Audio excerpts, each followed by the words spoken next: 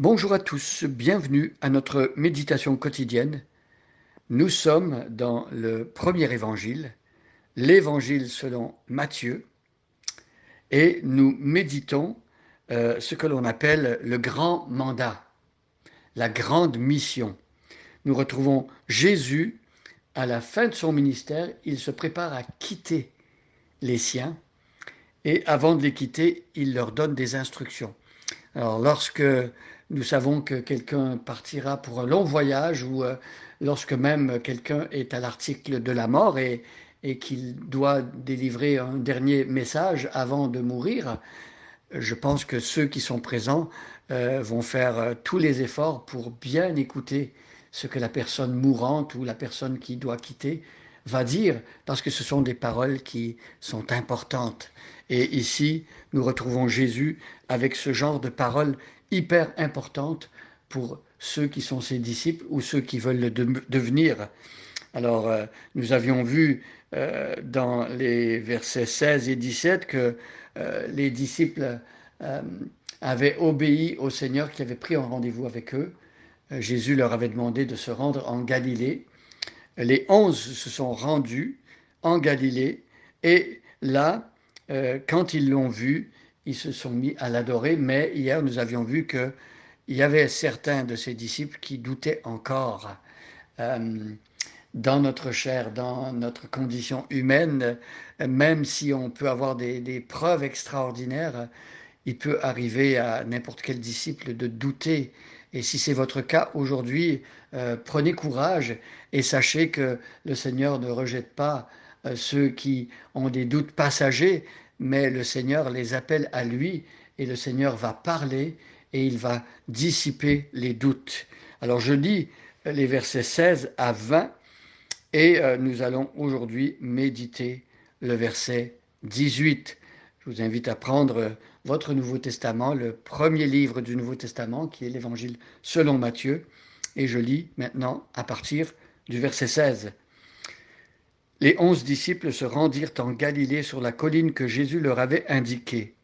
Et quand ils le virent, ils l'adorèrent, certains d'entre eux pourtant eurent des doutes. Jésus s'approcha et leur dit, tout pouvoir m'a été donné dans le ciel et sur la terre. Allez donc auprès des gens de toutes les nations et faites d'eux mes disciples. Baptisez-les au nom du Père, du Fils et du Saint-Esprit, et enseignez-leur à pratiquer tout ce que je vous ai commandé. Et sachez-le, je vais être avec vous tous les jours jusqu'à la fin du monde. Quelle promesse, quel texte dense, avec des vérités profondes, utiles et importantes pour nous aujourd'hui. Alors, nous l'avions vu, il y avait de ces disciples qui sont venus, et parmi les 11, qui doutaient encore. Alors, ils s'approchèrent pour adorer, ils ont vu Jésus, c'est la vision de Jésus qui leur a permis d'adorer. Mais certains n'étaient pas encore à 100% sûrs. Ils étaient faibles, leur foi n'était pas affermie et ils doutaient. Et voyez la mansuétude, la bonté de Jésus qui s'approche d'eux. Quand il a vu certains des disciples douter, peut-être qu'il aurait pu s'éloigner de ces disciples-là. Mais non, Jésus s'approcha. Mes amis, combien nous avons besoin que Jésus s'approche. Et il s'est approché. Lorsqu'il s'est incarné, Jésus s'est approché. Le Dieu fait homme a pris un corps humain, il est venu près de nous et il est venu embrasser notre condition humaine. Il a vécu tout comme un être humain normal, sauf le péché. Et donc, Jésus s'approche. Il s'est approché souvent et pour une dernière fois, étant dans un corps humain, il s'approche à nouveau de ses disciples et là, il va leur parler. Combien la parole de Jésus est importante. Nous sommes reconnaissants à Dieu que notre Sauveur est un Sauveur qui parle, qui communique, qui nous transmet la vérité de Dieu. Et ici, il s'est approché et il leur dit. Écoutez ce que Jésus leur dit. En particulier, écoutez ce qu'il dit à ceux qui doutent encore. Ce sont des paroles importantes pour nous. Il dit « Tout pouvoir m'a été donné ». Tout pouvoir. Jésus possède toute l'autorité du ciel, toute la puissance du ciel. Tout pouvoir m'a été donné. Alors qui donc a donné à Jésus ce pouvoir? Est-ce que c'est un autre être humain? Est-ce que c'est un grand prêtre ou un scribe, un pharisien, quelqu'un du peuple juif? Non. Le pouvoir que Jésus a reçu, il l'a reçu de Dieu lui-même. C'est Dieu qui a revêtu de puissance, de pouvoir et d'autorité Jésus, son Fils, qui est le Messie. Donc, tout pouvoir m'a été donné. Et regardez l'étendue du pouvoir de Jésus. C'est extraordinaire. Le pouvoir que Jésus a n'est pas que pour le ciel. Le pouvoir qu'il a n'est pas que pour le monde angélique, que pour la présence de Dieu. Non, le pouvoir que Dieu a donné à Jésus est pour le ciel, d'accord?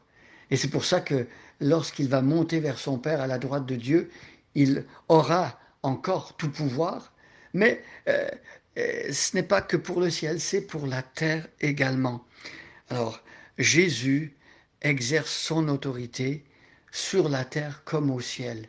Et c'est d'ailleurs la prière du Notre Père qui nous dit que ta volonté soit faite sur la terre comme au ciel. Et l'objectif de Dieu, en réalité, c'est de réunir toutes choses sous l'autorité de Jésus, ce qu'il y a sur la terre et ce qu'il y a dans le ciel. Et donc Jésus a l'autorité, le pouvoir sur les deux. Tout pouvoir m'a été donné dans le ciel et sur la terre. Voilà ce qui est de nature à rassurer les disciples de Jésus lorsque Jésus va partir et va retourner auprès de son Père, c'est l'ascension. Eh bien, les disciples savent que celui qui est avec eux, celui qui les a suivis et qui leur a donné la vie nouvelle, qui est ressuscité, qui a vaincu la mort, eh bien, il a aussi toute l'autorité du ciel sur la terre. Et pendant que les disciples vont le servir et pendant qu'ils resteront, eux, sur la terre, ils savent qu'ils ont un sauveur qui a reçu toute l'autorité, le pouvoir, et c'est cela qui va leur permettre d'obéir à la suite du commandement que Jésus va leur donner. Mais ça, on le verra demain. Mais aujourd'hui, sachons que le Dieu vivant que nous servons a donné à son Fils Jésus tout pouvoir et toute autorité dans les cieux et sur la terre. Il n'y a rien que Jésus ne peut pas faire. Jésus a toute l'autorité, il peut tout faire, il est tout puissant, il est omnipotent. Alors confions-nous en lui et faisons-lui confiance. Bonne journée à chacun et à chacune et soyez bénis.